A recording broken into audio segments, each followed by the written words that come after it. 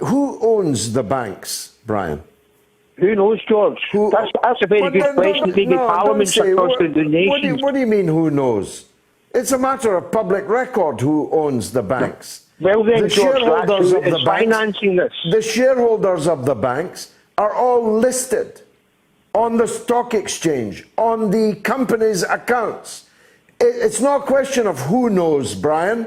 Everybody knows. Anybody that wants to know can know who owns the banks. You see, I suspect that you don't think that everybody knows who owns the banks. I suspect that you think in your mind that a group of people own the banks and they're your enemies. And I'm trying to get you to admit that.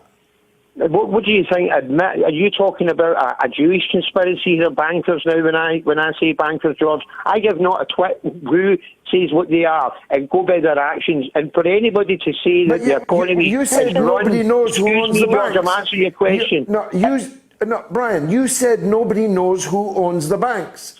But George, everybody knows. Anybody knows who owns the banks. Right, so then what are we going to move on from that then? So we know who the bankers are. Why are we not investigating financial instruments of £100 trillion?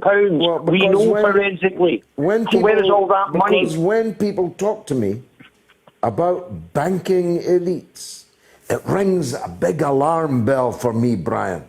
Well, that's your prejudice, George. Your prejudice is getting in the way of analytical analysis of international criminal activity. I know you're a great scientist and a great analyst and much better than me. I left school at 16.